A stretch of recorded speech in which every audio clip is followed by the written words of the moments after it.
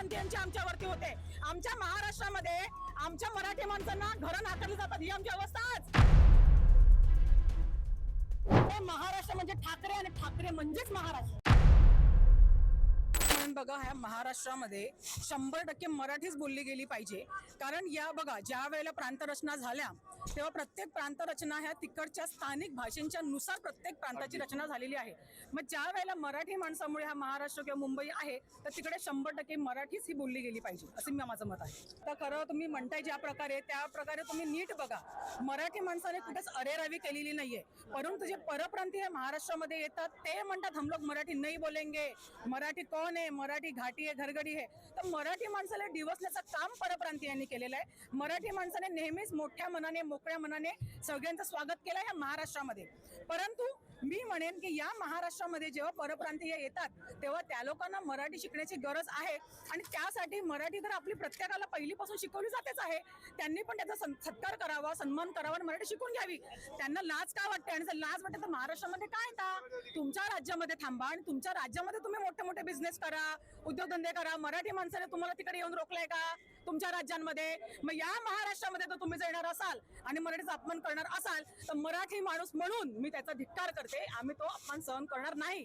आम्ही अरेरावी केलेली नाही। मी पुन्हा सांगते, अरेरावी परप्रांतीयांची आमच्यावरती होते। आमच्या महाराष्ट्रामध्ये आमच्या मराठी माणसांना घरं नाकारली जातात, ही आमची अवस्थाच। त्यांच्या राज्यात जाऊन आम्ही त्यांना करतो का असं? मला सांगा ना तुम्ही, मीडियावाल्यांनी उत्तर द्या। आज या महाराष्ट्रामध्ये आमच्या मांस, मटण किंवा आम्ही काय खायचं किंवा नाही हे परप्रांतीय ठरवणार आहे महाराष्ट्रामध्ये, ही आमची अवस्था। आणि एवढं होत असून सुद्धा आम्ही गप्प राहायचं एवढं आम्ही शंड नाही आहोत। या महाराष्ट्राला छत्रपती शिवाजी महाराजांचा वारसा आहे आणि या महाराष्ट्राला सगळ्या लढवयांचा वारसा आहे। जेव्हा जेव्हा मराठी अस्मितेचा प्रश्न उभा राहिलाय तेव्हा तेव्हा मराठी माणूस हा तापून उठलेला आहे। त्याच्यामुळे ह्याच्या पुढे मराठीचे गळचेपी मराठी बांधव आणि भगिनी सहन करणार नाहीत। ह्याचं एक ज्वलंत उदाहरण हा आजचा मीरा भाईंदर मधल्या सर्व मराठी माणसांचा एकत्रित येऊन केलेला मोर्चा आहे। मला छोटस एक गोष्ट बोलायची आहे की इथे लोकशाही आहे। कुठल्याही गोष्टीची जर सक्ती होत असेल तर त्याचा विरोध करण्याचा हा प्रत्येक नागरिकाचा अधिकार आहे, बरोबर आहे ना? प्रत्येक नागरिक त्याच्या लोकशाहीच्या अधिकारांचा वापर करण्याचा अधिकार त्या नागरिकाला आहे। जर मराठी भाषेची सक्ती आमच्यावर होते तर त्याचा धिक्कार करण्याचा किंवा त्याचा विरोध करण्याचा अधिकार आम्हाला नाही आहे का? आणि त्यावेळेला पोलीस प्रशासन वरच्या राजकर्त्यांच्या दबावाखाली येऊन जर आमच्या लोकांना अरेस्ट करत असेल तर त्याचा धिक्कार आमचा मराठी माणूस करणार।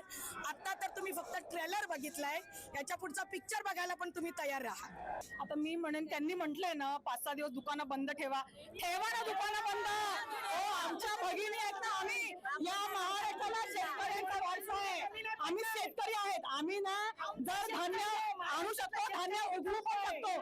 त्यामुळे या परप्रांतीयांची आम्हाला गरज नाहीये, गरज त्यांना आमची आहे। त्यांना आमच्या महाराष्ट्राची गरज पडते, त्यांना इथे भीक मागायला यावं लागतं। आम्ही त्यांच्या राज्यात भीक मागायला जात नाही। त्यामुळे मी त्यांना आव्हान करते, 5 दिवस काय आमची दुकानं बंद करून टाका आणि मग त्यांना आम्ही दाखवतो मराठी माणूस काय करून दाखवू शकतो ते। शिकवणारा तर आमचा शेतकरी आहे। तुम्ही तर दलाल एजंट तुम्ही उपाशी राहणार।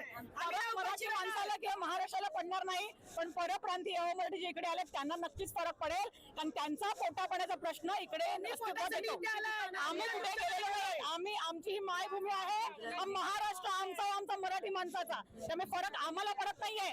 आम्ही गरिबीतही राहतो। आम्हाला ते लोक म्हणतात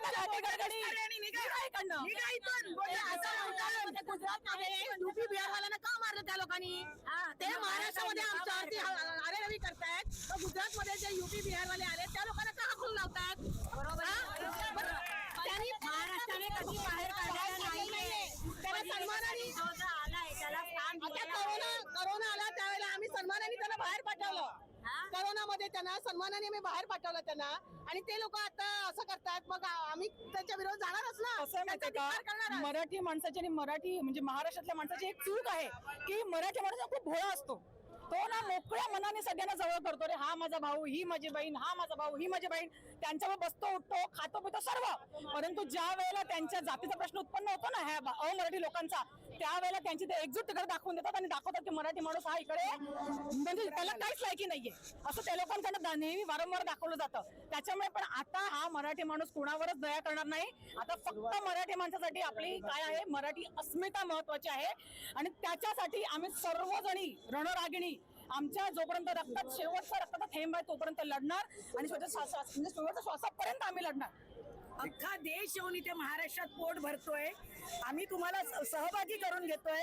जर महाराष्ट्रात तुम्ही पोट भरायला येताय तर महाराष्ट्रात हिंदीची सक्ती नाही पाहिजे.